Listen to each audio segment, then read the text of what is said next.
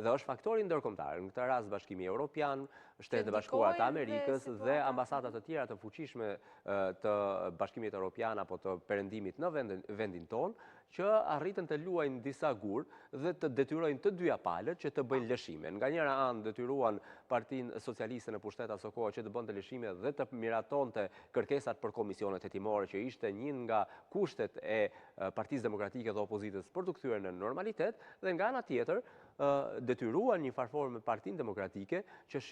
nuk mund të bëhet çdo gjë me forcë, pasi në këto tryeza zoti Rama dhe përfaqësues të tjerë të maxhorancës ishin shprehur që Partisë Socialiste nuk mund t'i imponohesh me forcë. Dhe kësaj, nga të dyja palët lëshuan diçka dhe në fund arritën që le të themi që situata apo procedura të ecte edhe të rikthehej normaliteti në parlament. Kësaj që unë mendoj që edhe në këto 2 javë, nëse mund të konsiderohet si ultimatum, pavarësisht se në politikë gjithmonë këto ultimatumet shtyhen, unë mendoj që në këto 2 javë faktori ndërkombëtar patjetër që kanë nisur edhe lëvizjet edhe në këtë moment që flasim, sepse nuk mundet që një ambasadë e Bashkimit Evropian dhe ajo e Shtetet e Bashkuara të Amerikës të rrihe heshtur kur e shikon që situata politike në Shqipëri vjen të jetë e tensionuar dhe nuk është në plan apo nuk është në pikpyetje vetëm e ardhmja e më thonë zavakarikeve të këtyre deputetëve apo këtyre pushtetarëve, por në si thua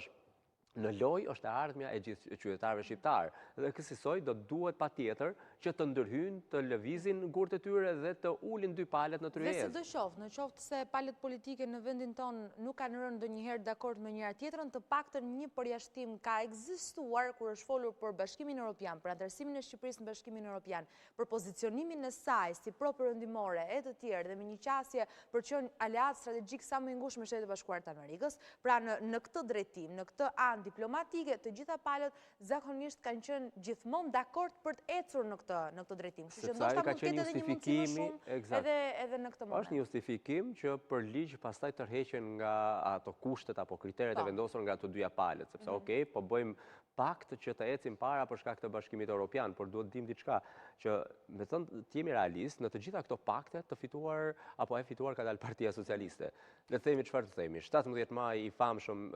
pakti mes Bashës dhe Ramës aso kohë, kush doli pikërisht, doli avantazhuar Partia Socialiste. Paktet e tjera po ashtu, Partia Demokratike kishte një sër kushtesh për Partinë Socialiste apo maxhorancën në pushtet para disa sesioneve parlamentare ku u dogjën karriket, u dogj parlamenti, kishte një sër kushtesh. Në fund u arrit në thonjza dakordësia për 2 komisione, duke mos marrë dhe një komisioneve që në fund nuk është se prodhuan edhe diçka, po themi që se kanë prodhuar komisionet, nuk është se nuk kanë prodhuar komisionet, por kanë prodhuar raporte, përveç kësaj kanë prodhuar 2 raporte të ndryshme, asnjëherë me një raport të vetëm, të përbashkët, dhe krahas kësaj, përveç kësaj, Partia Demokratike humbi sërish në atë periudhë edhe ngritjen e disa komisioneve tjera hetimore. Pra u morë vetëm 2 komisione hetimore, që në fundit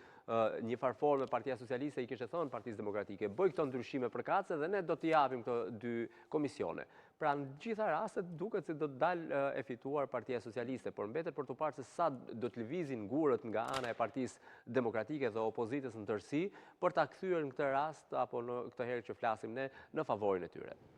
Qartë, Bekim, unë realisht të falenderoj shumë për të gjitha opinionet që ndave me ne dhe të gjitha detajet e mbledhura për gjatë të ditës së sotme. Besoj do të kemi mundësi edhe në vazhdim, sepse kjo është një temë që pa diskutim ka një interes shumë të madhe dhe nga ana e publikut, kështu që pa diskutim do të mbetemi këtu për të ridiskutuar këto çështje në momentin që do të kemi të reja më të fundit lidhur me to. Shumë faleminderit që ishe pjesë e intervistës.